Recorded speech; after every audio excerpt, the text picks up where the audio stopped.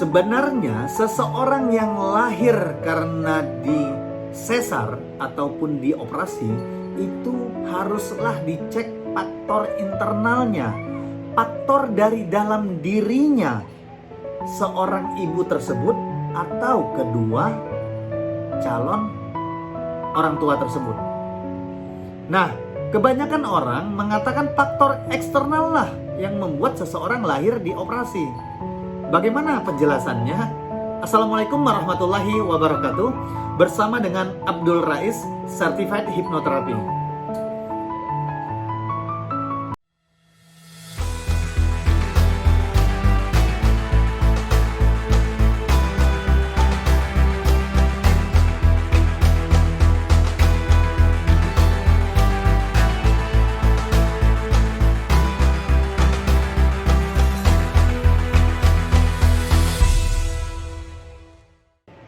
Certified Hypnotherapy berbicara tentang seseorang mengelola pikiran dan perasaannya. Karena pikiran dan perasaan seseorang bisa membuat ia lahir secara normal. Namun, kalau seseorang tidak bisa mengelolanya, seseorang akan mudah lemah, mudah menyerah, dikarenakan ada hal-hal negatif, ada memori-memori negatif yang sudah permanen tersimpan di alam bawah sadarnya. Memang betul ada faktor secara kedokteran si bayi itu harus dilahirkan secara operasi. Namun secara analisa, bayi yang tidak bisa dilahirkan secara normal artinya kakinya yang posisi di bawah atau yang kita sebut dengan sungsang. Namun sebelum kita lanjut, bagi teman-teman yang baru menemukan channel ini, yang baru menemukan video ini, jangan lupa subscribe dan nyalakan loncengnya.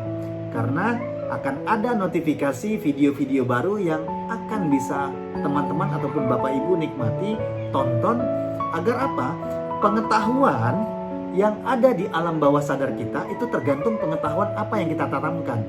Sehingga pengetahuan tersebut bisa mengarahkan ke perilaku kita, ke tindakan kita menjadi lebih baik, menjadi lebih dahsyat.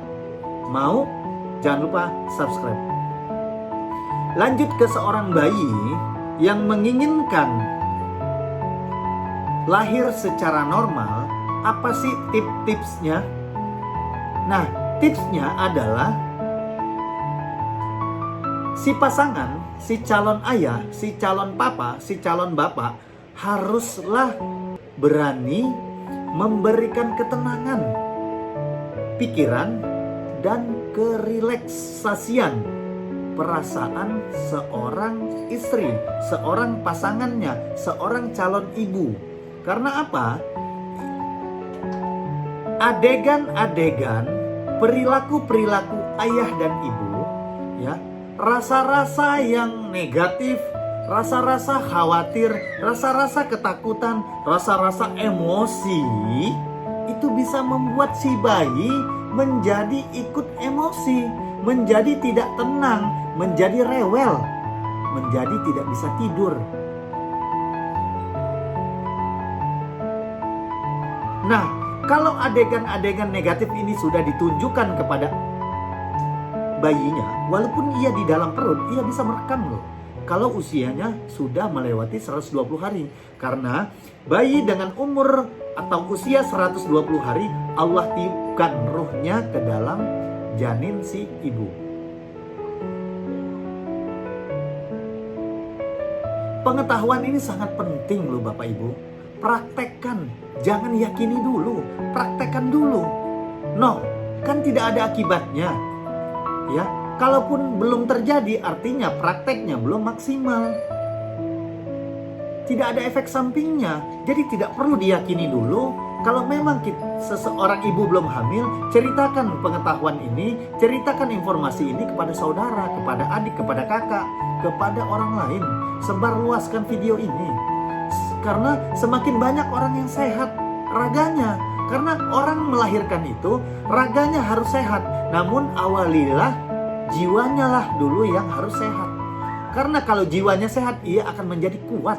Dia akan mempunyai energi. Bayangkan, seseorang itu punya potensi yang luar biasa yang Allah sudah karuniawi. Nah, ia lemah, ia lesu, ia mood swing. Itu dikarenakan apa? Dikarenakan ada perasaannya yang bergejolak. Dikarenakan pasangannya, suaminya. Nah, saya berpesan kepada suami-suami, ayah-ayah, ataupun papa-papa di luar sana. Ya, kalau kamu menginginkan anak tumbuh, bayimu lahir secara sehat, ya, tumbuh menjadi anak yang luar biasa, ya, mempunyai memori di alam bawah sadarnya yang sangat baik, ya, yang rileks, yang tidak gampang panasan, yang nggak gampang demam. Itu penyebabnya saat ia di dalam kandungan. Saya juga, Bu, Pak, teman-teman semua, baru mengetahui ilmu ini setelah anak saya lahir, setelah anak saya menjadi anak-anak dan remaja. Namun, belum ada kata terlambat, masih bisa saya sugesti. Memang ada metode dan cara khusus untuk mensugesti anak-anak ini menjadi lebih baik lagi. Nah, tipsnya bagaimana sih? Kalau seorang ayah ataupun papa, bapak, ya, sudah tidak punya perilaku-perilaku yang negatif terhadap istrinya, ya, ia bisa kok mengajak bicara anak-anaknya. Zaman dulu, ya, kalau kita Muslim, kita sering menempelkan atau memperagakan sholat saat si ibu sedang hamil. Sering didengarkan Al-Quran, sering ikut pengajian. Jadi anak ini pun merekam memorinya tentang Al-Quran, tentang ibu lagi sholat dan ayahnya lagi sholat. Nah, si bayi juga bisa merekam apakah si bapak ini berperan, papa ini berperan, ayah ini berperan saat aku di dalam kandungan. Si bayi sebenarnya mengatakan seperti itu. Makanya bagi papa, ayah, dan bapak yang sering pergi keluar kota, persedikitlah keluar kotanya saat istrimu hamil. Karena ayah harus berperan terhadap anak ataupun bayi yang masih di dalam kandungan. Karena ia terlahir, ia akan tahu, oh, bapakku belum berperan saat aku di dalam kandungan. Makanya terkadang si anak saat lahir, ia lebih dekat ke ibunya. Nah, ada juga kok anak yang dekat sama ayahnya.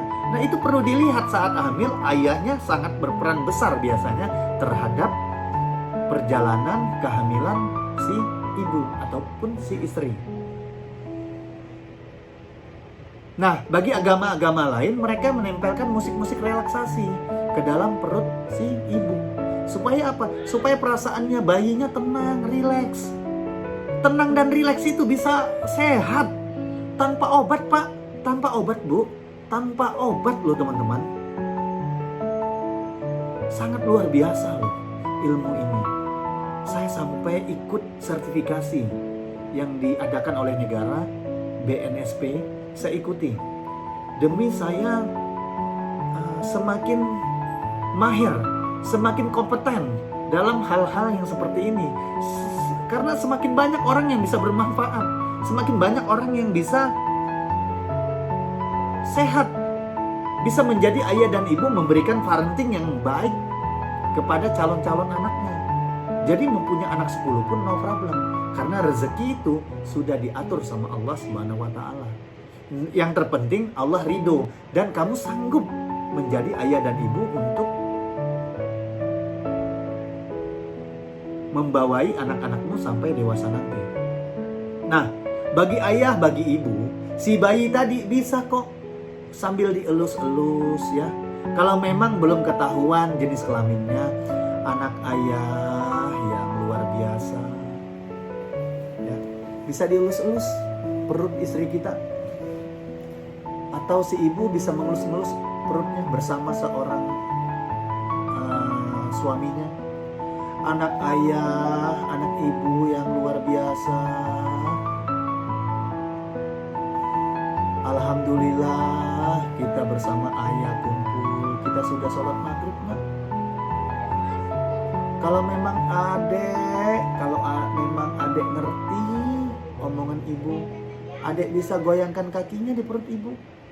Sederhana loh Pak, sederhana Bu, karena ia di dalam kandungan itu hidup. Karena ia di dalam kandungan itu bisa menyimpan memori, bisa menerima respon, bisa mendengar. Auditorinya sudah berfungsi, kupingnya, telinganya sudah berfungsi. Nah, peran ayah dan ibu apakah sudah melakukan itu? Nah, kalau seandainya posisinya pun sungsang, ya, dikarenakan faktor mungkin secara medis, kakinya di bawah, biasanya posisi seperti itu kan sudah bisa di USG. Anak ini jenis kelaminnya laki-laki atau perempuan. Anak ayah yang ganteng, anak ayah yang soleha. Ayo nak, bantu ibu nak. Kamu bisa putar kok, kepalamu di bawah nak. Ya. Sebenarnya nutrisi, susu yang tinggi harganya itu nomor 2. Tapi peran ayah dan ibu yang baik, yang positif, yang luar biasa, yang parentingnya ngerti secara Islam dan secara umum, anak ini akan lahir secara normal. Bisa kok dia bergerak memindahi kepalanya ke bawah, di samping kepalanya ke bawah dan kakinya di atas, sehingga si ibu bisa melahirkan normal. Kalau ibu tidak punya luka batin, kalau ibu perasaannya tenang dan rileks, ia kuat, ya. Ia yakin, ia mau mengeluarkan anaknya secara normal, karena ia menginginkan anak kedua, anak ketiga. Karena anak kedua dan anak ketiga akan mudah terlahirkan, rileks, tenang.